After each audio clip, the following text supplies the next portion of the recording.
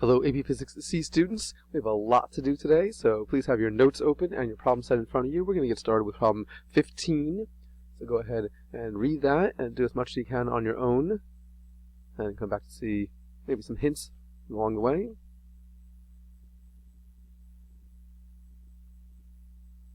might recall we did a similar idea of energy per volume back when we did capacitors, so now we're doing it for inductors, and so of course you want to start with the equation for the energy in an inductor, which is u sub L equals 1/2 Li squared. Recall an inductor is just another name for a solenoid, as it says here in the problem, and so B equals mu naught Ni for the magnetic field produced by a solenoid. And we're just trying to put some things together and get expression for u sub L over volume, the volume of the solenoid, which we'll assume is a cylinder. And your end result should look something like this. It should be B squared over 2 mu naught. And if you didn't get that, pause the video, see if you can sort of manipulate whatever it is you did algebraically to get to something that looks like this. You should be able to do it on your own. And we're going to go ahead and box that in. You're going to put that in your notes as the energy density for a solenoid or an inductor. Of note is, as I just mentioned, we did this before for a capacitor. If we look at them side by side, the equations look rather similar. We both have the 1/2, we both have the field strength, and this has the permeability of free spaces, has the permittivity of free space, which makes sense. There's the magnetic constant, there's the electrostatic constant for their individual respective ideas there. But they have the same form. That's kind of cool. Okay. Let's go on to problem 16. So I want you to do part A all on your own, then see how I do it, then we'll do it piece by piece. So do part A all on your own. It really is not very difficult. Okay, so hopefully you're starting with the energy in a capacitor is Q squared over 2C. Why did I choose this one? Well, because if we have a LC circuit, which I just realized maybe wasn't as explicit in this as I wanted it to be. Right, so we have an LC circuit here. Oh, it is. It's in the body of the problem. I just didn't put it on here. Right, sorry about that. Right, so with the LC circuit, we know we have a time-varying charge, and we have an equation for the charge with respect to time as Q naught cosine omega t, and literally just put those two together. Could you have done it with other equations for energy in a capacitor? Yeah, I suppose you could have, but I think it would be more roundabout, and this is more straightforward, just using the equation we derived yesterday. All right, so do part B. Where again, I want you to do it all on your own as much as you can, and then come back to see how I do it. Okay, so we want to start with the energy in an inductor, 1/2 Li squared. We have an equation for the current with respect to time, negative Q naught omega sine omega t.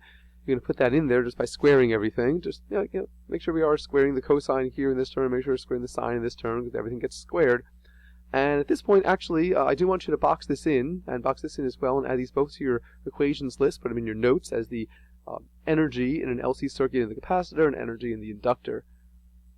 But you do recall the problem here says the inductance is not allowed in your problem, in your answer, and so we have to sort of get rid of L. So if you didn't do that yet, take this equation, see if you can do some stuff with it. Notice we can maybe do something with omega that would help us get rid of L.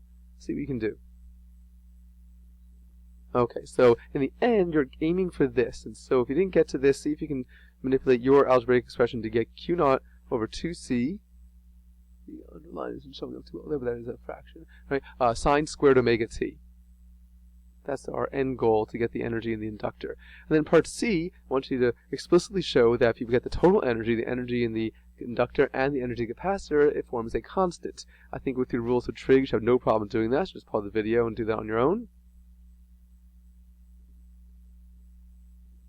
Okay, so we're literally just adding these two terms together. They both have Q naught over 2C, right? And I just realized that should be Q naught squared. Please change that in here. I'll make sure I change it on my own for the future. But that should be Q naught squared over 2C. This should be Q naught squared over 2C. Sorry about that typo there. Just fix that on your own, please. And then this is sine squared. This is cosine squared. We know sine squared plus cosine squared makes 1. And so in the end, the total energy of the system is just Q naught squared over 2C. Again, please make sure you make that correction here. I'm not going to redo the whole video just for that one little thing. Alright, and then, sorry about that, then for part D, I want you to sketch the graphs, considering that this is a cosine squared function. You might want to look that up if you haven't done it in a while. This is a sine squared function. Both are going to start at time 0, do it for one full period, and also plot the total energy, which you know is going to be constant, and this is something that you're going to be submitting so I can see how you're interpreting the graph. Okay, let's now go backtrack here to problem 14. And I want you to pause the video, try it all on your own, and then come back to see, just in case you need some steps along the way, some hints along the way. Okay, this is a really straightforward LC problem. It starts off with the capacitor being uncharged, so we connect it to a 60-volt source of voltage, and then you allow it to come to full charge, and so the energy is just U sub C equals 1/2 C delta V squared. There's really nothing fancy here. For part B, find the charge, is Q equals C delta V. This is all old stuff, nothing fancy, right? And then it's disconnected from that source, and then the switch is closed, so now it's a full LC circuit. When time equals 0, and letter C, if you want to find the angular frequency, we know it's going to be 1 over the square root of LC. No problem getting 11.8 radians per second there. Letter D, want to find the maximum current. As we talked about in class, we have the equation for the time-dependent current, but we know the term in front is the maximum value, so it's just going to be Q naught times omega. Q naught being the initial charge, which is what you found back here in part B, right? When the capacitor is fully charged, that's the starting charge on the capacitor. Letter E, I'll remind you that period equals 2 pi over omega. Sort of other ways to do this if you maybe done some other manipulation of equations here, but we should have no problem getting the 0.532 seconds. Letter F, want to find the energy stored in the capacitor, so we just had that equation from the previous problem we wrote down, so Q naught squared, again, please fix that, it's Q naught squared over 2C cosine squared omega t. And part 2, here's the energy in the inductor. You can use either version of the equation. Here I'm just using the original equation I had you box in. And lastly, find the current. It does ask for just the current, so I'm asking you to take an absolute value here. Yes, we're going to end up with a negative sign, but the negative sign doesn't have a whole lot of meaning. You know, it means one way or the other, and unless you're really defining one direction as positive or negative, don't worry about it. You know, just that's going to be the current at that moment. Okay, and we're going to go ahead backtracking here to problem 12. I want you to read it, do as much as you can on your own, and then come back to see some solutions.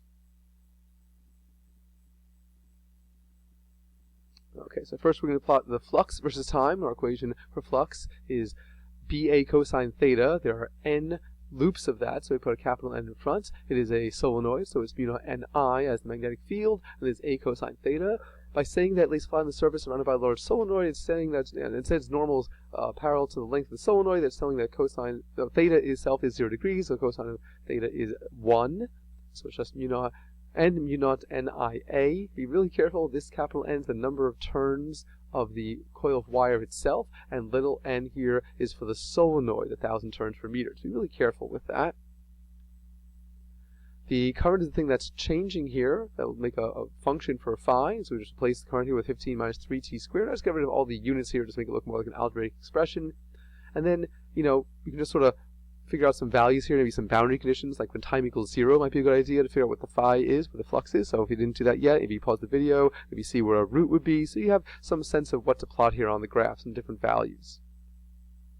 So time equals 0, just put a 0 in for here, so it's just 15, and just put all the numbers in. So here's capital N to the 25, here's mu naught, here's n, 1,000 turns per meter. This is pi r squared, because it is a circular loop here. The diameter is given as 12 centimeters, not the radius, and it's in centimeters, make sure you convert. And here's the current when time equals 0. We should be getting 5.3 times 10 to the -3 Webers. To figure out a root here where it crosses the time axis, really the only thing changing is here, so you can set 15 equal to 3t squared and solve for the time. You should be getting the phi equals 0 at 2.2 seconds. This should give you a really good sense of what it should look like. We know it's going to be a quadratic there, so put some points in there and plot it, and it should look something like this. Here's the starting flux, here's where it crosses the time axis. For the EMF, well, here we use Faraday's law, negative n d phi dt, where here's the function for phi, so we're just going to differentiate it. And we could put all the numbers in, but really we're just looking for the function here. So really this is the only part that's changing, so we can differentiate 15 minus 3t squared with respect to time. So we still have the negative n, mu naught, Na. I'm not putting any of those values in. We're not looking for actual numbers here, but I'm just going to differentiate that. That's going to be negative 6. We have a negative times a negative, so that's just a positive. And while I could put the numbers in if I wanted to, really we're just looking for the shape of the function here. Everything here is a constant. This is just linear with respect to time, so it's still going to be linear with a positive slope. Nothing fancy there. Alright, then we can turn to the very last problem in your packet of problems, number 17. Go ahead and read it. You're asked to draw any electric and magnetic fields for any of these objects. So pause the video, take a good amount of time here, and also make sure you're labeling which field it is, either electric or magnetic field, because, you know, on my PowerPoint here I use different colors, but when you're using just pencil, you know, it's rather difficult to tell which field is which. So take a good amount of time with this, then come back to get some answers. Okay, so first I'm going to go through whichever of these objects creates an electric field. So we know certainly that letter F is going to create an electric field. It's a positive point charge. It's always arbitrary how many field lines you draw, and just for the sake of me not having to draw too many lines on the PowerPoint, I just drew 4 field lines. Why did I put them like this? Well, no, not a real good reason. You know, if you didn't draw like this, that's fine. If you drew your usual 8 lines or whatever it is, as long as you filled the space and show that, of course, it's going to repel a positive point charge, so all the field lines point radially away. Let's label it capital E. I've got red here for electric field, but, you should label it capital E. What else creates an electric field? Well, of course, letter G does. It's another positive point charge. It doesn't matter that it's in motion. It creates the exact same field. The only difference here is that since it's in motion, the field is sort of localized around it. So we'll have like a time-varying electric field depending on where you are with respect to the charge. You might feel a stronger or weaker field if it's coming closer or farther away from you, but the point is that the shape is exactly the same. It's going to repel our positive point charge. What else creates an electric field? Well, of course, letter C does, because it's a negative point charge, where now all the field lines point radially inwards. Again, make sure you're labeling it with capital E, so when you look back at this, you can tell what are electric fields, what are magnetic fields. Yes, it's in motion, and so the field is sort of localized around it, and so the field will vary with time. Okay. Will anything else create an electric field? No. If you put electric fields for anything else, you got a little confused. Yes, we have a wire with current and a wire with current here as well, and even some wires with currents here, but just because it has a current just means the charges are moving. There's no excess charge. For every proton that enters over here, another proton leaves over there, so it has no excess charge. How do we know if an object has a net charge? Well, then we'll have a positive or negative. If you see a positive or negative, that's how you know there's a net charge. That's how you know the object will create an electric field. If it doesn't show that, then it doesn't. Alright, so let's go to some magnetic fields here. I'm going to start with letter A, which is our solenoid. Our traditional way of doing it is you follow the charges coming out of the positive terminal. You should see that everywhere in the front part of these wires, all the charges moving to the top of the page, and now it's a matter of either grabbing one of those wires or doing a right-hand rule shortcut, but we should be getting something that looks like this.